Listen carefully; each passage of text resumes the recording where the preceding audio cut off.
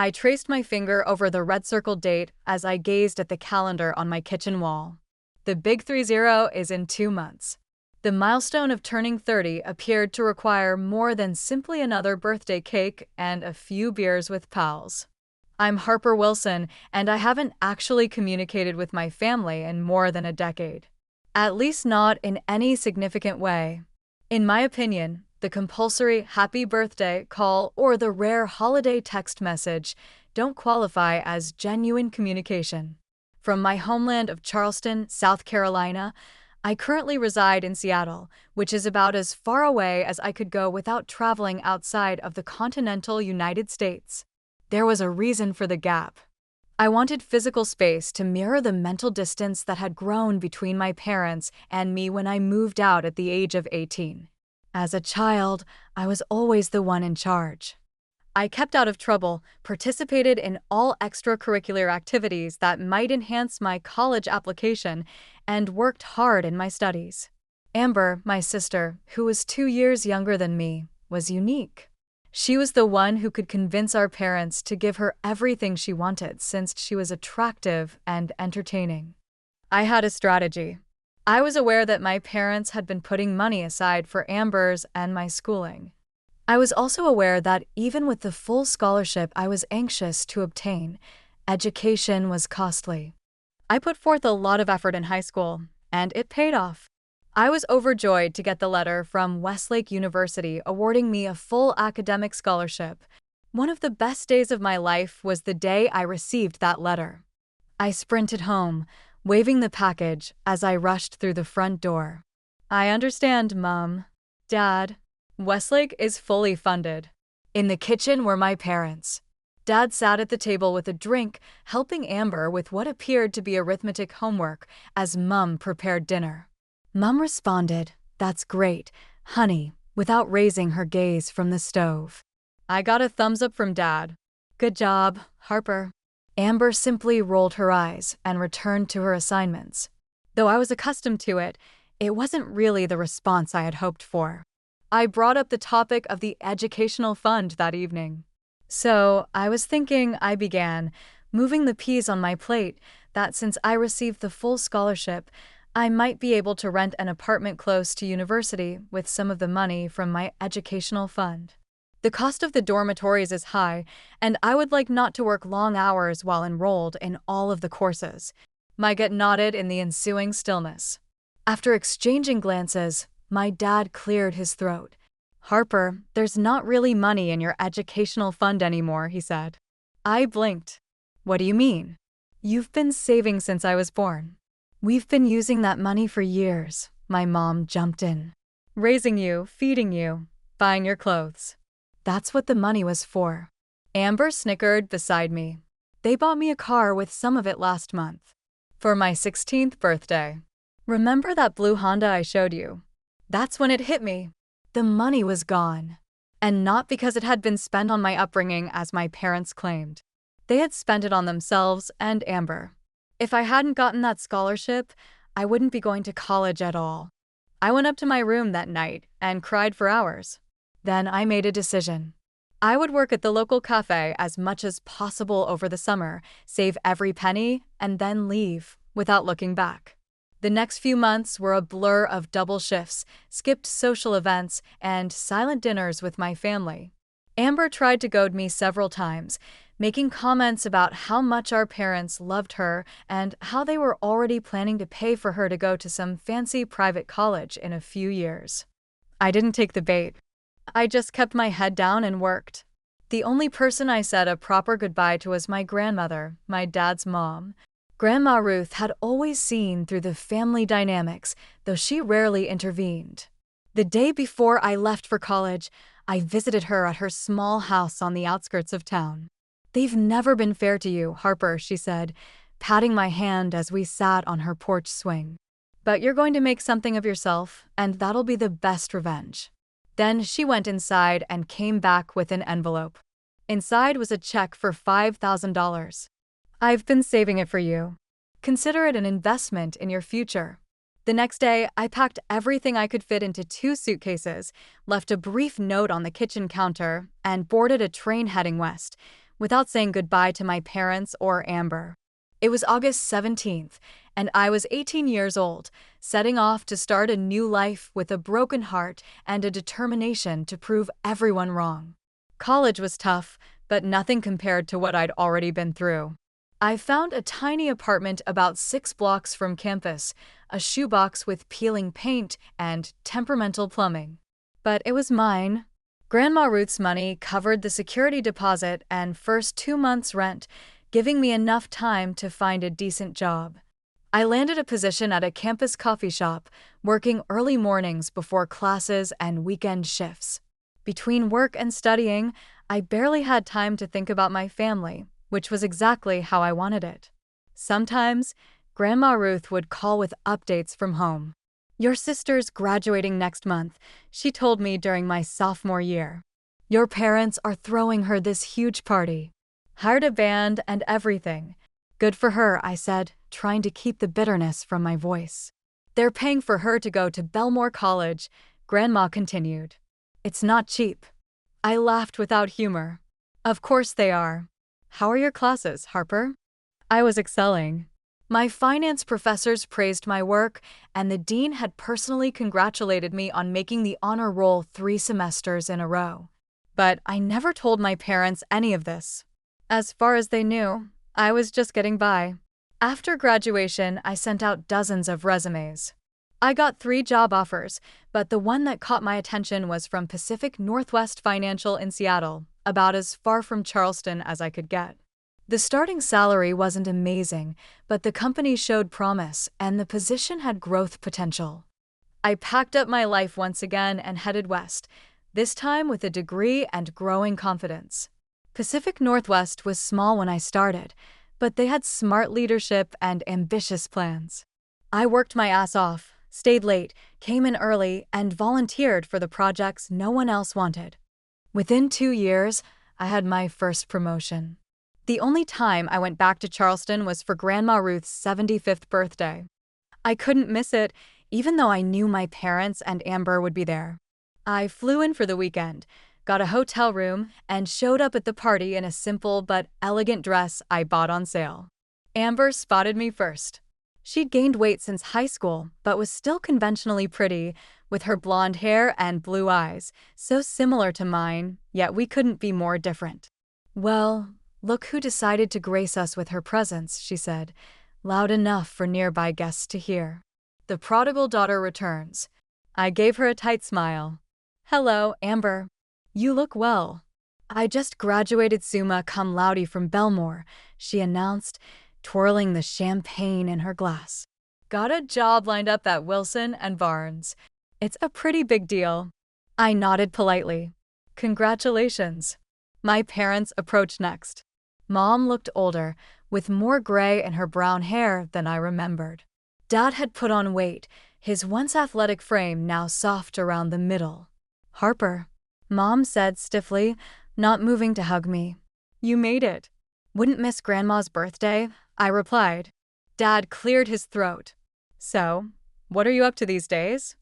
I could have told them about my recent promotion to senior financial analyst, about how the CEO knew me by name and had personally congratulated me on saving a major client relationship, about the bonus that had allowed me to upgrade to a nicer apartment with a view of Puget Sound. Instead, I said, "I'm just a manager. Nothing special." Amber snorted. "Figured as much." Grandma Ruth, who was passing by and overheard, shot me a knowing look. She was the only one who knew the truth that at 24, I was already making more money than most people twice my age. That I wasn't just anything. The party dragged on, and I left early the next morning, relieved to be returning to Seattle, to my real life. The years passed quickly after that. I continued to climb the corporate ladder at Pacific Northwest Financial. By 27, I was the youngest department head in company history. By 29, my current age, I'd been promoted to financial director, overseeing a team of 30 people. The company had grown exponentially, and my salary grew with it. I bought a beautiful condo in one of Seattle's most desirable neighborhoods, with floor-to-ceiling windows overlooking the city skyline and Elliott Bay beyond. I took luxury vacations to places I'd only dreamed about as a kid: Paris, Tokyo, Buenos Aires. I bought clothes because I liked them, not because they were on clearance. In many ways, I had everything I'd ever wanted, except family. As my 30th birthday approached, I found myself thinking more about Charleston, about the broken relationships I had left behind. Was I holding on to old hurts for too long? Had enough time passed to heal those wounds? One evening, after a particularly successful day at work where we'd closed a deal worth millions, I poured myself a glass of expensive Cabernet and called my grandmother. "I'm thinking of inviting everyone for my birthday," I said after we'd caught up. "Here to Seattle." There was a pause on the line. "Everyone?" "Mom, Dad, Amber, you, of course, the whole family." "Well, I'd love to come," she said. "It's been too long since I've seen you." "I'll buy your ticket," I offered immediately. "First class. You'll love it." After hanging up with Grandma, I took a deep breath and dialed my parents' number. Mom answered on the fourth ring. "Hello." Her voice sounded exactly the same. "Hi, Mom, it's Harper." Silence stretched for a moment. "Harper? This is a surprise." "Yeah, I know." I swirled the wine in my glass. "I'm calling because my 30th birthday is coming up in a couple of months, and I'd like to invite you, Dad, and Amber to celebrate with me here in Seattle." Another long pause. "Seattle is very far, Harper. Flights are expensive." Of course, that would be her first concern. "Not I've missed you or I'd love to see you, but it costs too much." "I understand," I said, keeping my voice even. "That's why I'm offering to pay for your flights and hotel accommodations." "Well," Mom said, her voice suddenly more cheerful, "if you're offering to pay, I suppose we could make it work." I'd known money would be the magic word. It always was with them. "Great," I replied, trying to sound enthusiastic. "I'll look into flights for you, Dad, and Amber." "Actually," Mom cut in quickly, "if you're paying anyway, I was thinking we could make it a real family reunion. Your Aunt Cheryl and Uncle Bob haven't seen you in years. And your cousins are all grown now. Wouldn't it be nice to have everyone there?" I paused, glass halfway to my lips. This wasn't what I had expected. "How many people are we talking about?" "Oh, not many," Mom said.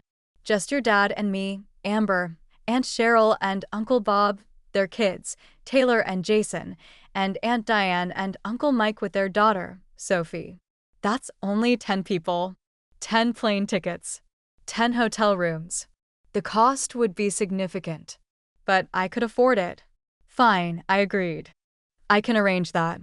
"Actually," Mom said, and I could hear the smile in her voice, "it would be easier if you just send us the money. We can coordinate everything from here. Everyone's schedules are so complicated, you know." I should have stood my ground. But a part of me wanted to believe that maybe, just maybe, my parents had changed. That they actually wanted to see me and celebrate my birthday. "All right," I conceded. "How much do you need?" Mom didn't hesitate. $15,000 should cover it." I nearly choked. $15,000? For 10 plane tickets and hotel accommodations. Mom reminded me, plus some of us might need to rent cars. And you know how expensive last-minute bookings can be. It was an outrageous amount. But I had it. And if it meant finally reconnecting with my family, maybe it would be worth it. "I'll transfer the money tomorrow," I said, finishing my wine in one gulp. "Wonderful. We're so excited to see you, Harper. It's been too long." After hanging up, I stared at my phone for a long time. Had I just made a huge mistake? The next day, I transferred $15,000 to my mother's account. Then I threw myself into birthday preparations. I booked a private room at Canlis, one of Seattle's most exclusive restaurants, with a spectacular view of Lake Union. I ordered a custom cake from the city's best bakery and arranged for floral centerpieces for each table. Grandma Ruth arrived a week before my birthday. I met her at the airport, and we hugged for a long time. "Look at you," she said, holding me at arm's length. "You're glowing." I smiled. "I'm happy, Grandma." Really happy. Your place is gorgeous, she gasped when we arrived at my condo. The view alone must cost a fortune. I gave her the tour, ending with the guest bedroom where she'd be staying. It's not much, but I hope you'll be comfortable. She laughed. Not much? Harper, this room is bigger than my living room at home. We spent the week sightseeing and catching up. I showed her Pike Place Market, took her on a ferry to Bainbridge Island, and brought her to my office, where my colleagues treated her like visiting royalty. 3 days before my birthday, I realized I hadn't heard anything about my family's arrival plans. I tried calling Mom, but there was no answer. I called Dad next. Then Amber. Nothing. Growing worried, I sent a group text. Hey, need to know your arrival details for Saturday. Restaurant is booked for 7 p.m. No response. I decided to call Aunt Cheryl directly. Maybe she had details. Aunt Cheryl, it's Harper. I'm calling about your flight to Seattle. I wanted to make sure everything was arranged for Saturday. There was a long pause. Flight to Seattle? What are you talking about? My stomach dropped. For my birthday celebration. Mom said you and Uncle Bob and the kids were coming. Honey, this is the first I'm hearing about it. We don't have any plans to fly to Seattle. The phone nearly slipped from my fingers. Mom told me. She said everyone was coming. That's why I sent her $15,000 for the tickets and hotels. Oh, Harper, she sighed. I'm so sorry. But none of us were invited or told about any birthday celebration. After hanging up, I sat in stunned silence. Grandma Ruth found me there, staring at nothing. What's wrong? She asked, sitting beside me. I told her everything. About the money. About my parents' lies. Those bastards, she spat, angrier than I'd ever seen her. Using your olive branch to rob you blind. I sent my parents a text. I know you lied. There never was a plan for the family to come. Where's my money? Hours passed with no response. Finally, my phone pinged with a message from Amber. Having an amazing time in Hawaii. Thanks for the all-expenses-paid vacation, sis. Not that we'd want to celebrate with a nobody manager anyway. Attached was a photo, her, Mom, and Dad on a beach, cocktails in hand, looking tanned and happy. There. In Hawaii. Grandma Ruth gasped, looking at my phone. With your money? I should have been devastated. Instead, a cold fury washed over me. They thought I was still that same vulnerable 18-year-old they could push around. They had no idea who I'd become. They think I'm a nobody, I said quietly.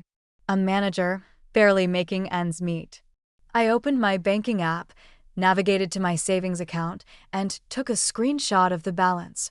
$2,457,892. 3 years of bonuses, smart investments, and stock options had paid off handsomely. Without a word, I sent the screenshot to all 3 of them with a simple caption. Well, who's the loser here? Almost immediately, my phone started ringing, Mom, then Dad, then Amber. I declined them all. What now? Grandma Ruth asked, a gleam of pride in her eyes. Now, I said, silencing my phone as messages started pouring in, we prepare for my birthday party. And I make sure they never set foot in that restaurant. The messages kept coming over the next couple of days, first pleading, then demanding, then back to pleading. The latest text from Mom.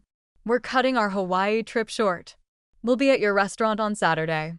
Can't wait to celebrate with our successful daughter. I showed Grandma Ruth, who just shook her head. Vultures, they smell money and come circling. They're not getting any closer. I replied, picking up my phone to call Camless. This is Harper Wilson, I said when the manager answered. I have a reservation for Saturday night in a private room. I need to add something. I have 3 people who might try to attend who are not on the guest list, Robert and Jennifer Wilson and Amber Wilson. They should not be allowed under any circumstances. There was a brief pause. I understand. We'll ensure they don't access the private area. Thank you, I said, relieved. And please have security available, just in case. The day of my 30th birthday arrived, sunny and clear, unusual for Seattle in March. I spent the morning with Grandma Ruth, opening her gift, a beautiful cashmere scarf, and reminiscing about happier times from my childhood. In the afternoon, I was surprised by a call from Aunt Cheryl. "Happy birthday, Harper. Listen, Bob and I were thinking, would it be okay if we flew up for your party tonight? We'd pay our own way, of course. We'd love to celebrate with you, if that's okay." "I'd love that," I said sincerely. "The party starts at 7 o'clock at Camless. We'll be there," she promised.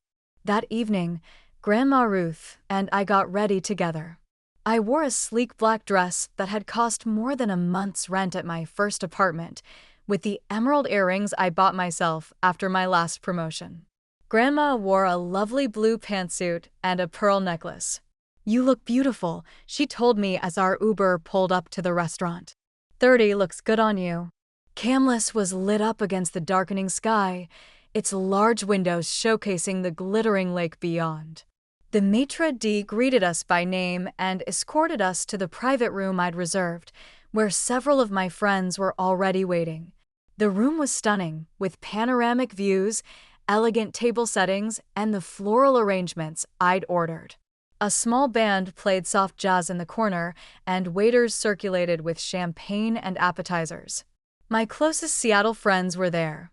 Trisha from work, who'd mentored me when I first started, Kaido, my gym buddy who'd become a dear friend, Elena and her husband, Ben, my neighbors who'd helped me settle into my condo, and Cheryl and Uncle Bob, who arrived minutes after us, giving me warm hugs and marveling at the elegant venue.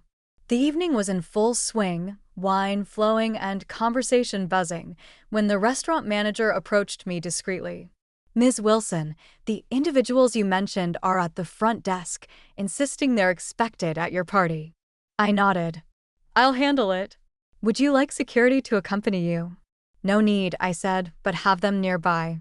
I walked through the main restaurant to the reception area, head held high, and there they were, Mom, Dad, and Amber, dressed in what I assumed were their vacation best, looking sunburned and out of place among Camless, sophisticated clientele. Mom spotted me first. "Harper, there you are. The receptionist won't let us in." "That's correct," I said coolly. "You're not on the guest list." "Don't be ridiculous," Dad scoffed. "We're your parents." "We came all this way," Amber added, her voice whiny. "We spent like $2,000 on last-minute flights from Hawaii." "Oh, only 2,000? I raised an eyebrow. "What happened to the other 13,000 I sent you?" They exchanged uncomfortable glances. "Look," Mom said, her voice softening to that manipulative tone I remembered from childhood. "We made a mistake. We shouldn't have taken your money like that, but we're here now. We want to celebrate with you." "No," I said simply. "You don't want to celebrate with me. You want to see what else you can get from me now that you know I have money. You never cared about my success before. You never once asked how I was really doing. You spent my college fund on Amber, abandoned me to fend for myself, and then stole from me when I tried to reconnect. Why would I want you at my birthday party?" "It was just a joke," said Amber in a whisper. "After I paid for your trip, we were always going to come." "How kind." I gave a headshake. "I'm finished with you all. I offered you another opportunity at my life, but you choose to steal and lie instead." Mom responded, "We're your family," in a raised voice. "You can't just cut us out." "Watch me." The security officers were standing close by as I turned to face them. "Please take them out with you. Here, they are not welcome." Their cries faded as I turned and headed back to my group. I was grinning once again as I got back to the private room. "Everything okay?" I went back to the table and Grandma Ruth inquired. "Perfect," I said, lifting my glass of champagne. "Now, where were we?" "Oh, right. It was a great rest of the evening. We danced to the jazz band, had great wine, and ate delectable cuisine. Everyone sang as the cake, 3 layers of chocolate ganache with the words Happy 30th Harper etched in gold, was presented, and for the first time in my life, I felt like I was being genuinely honored. I blocked my parents' and Amber's numbers on my phone as the celebration came to an end. A fresh start was needed. Grandma Ruth called from Charleston 2 weeks later with some news. According to her, Cheryl told everyone what happened with a lively tone. About how your parents pretended the whole family was invited just to take your money for their Hawaii trip. The conversation in the family group blew up. Your parents aren't being talked to anymore. She was even referred to as a shame by your mother's sister. I responded, good, with an odd sensation of satisfaction. They deserve it. They've been calling me, trying to get me to intervene. I told them I was considering removing them from my will after what they did to you. I chuckled. You didn't have to do that, Grandma. She laughed and said, oh, but I enjoyed it. Very much. We hung up, and I went to the windows in my living room to gaze at the skyline of Seattle. As the sun sank, the sky was painted in vivid pinks and oranges, reflecting off the glass skyscrapers in the downtown area. I reflected on the long journey that had led me here, the frightened and wounded 18-year-old who had left home with just a check from her grandmother and a lot of willpower. About the college student who kept a 4.0 GPA despite working double shifts. About the young professional who used hard work and skill to ascend the corporate ladder. I had accomplished all of that without the affection or support of my parents. Brick by brick, I'd constructed this existence for myself.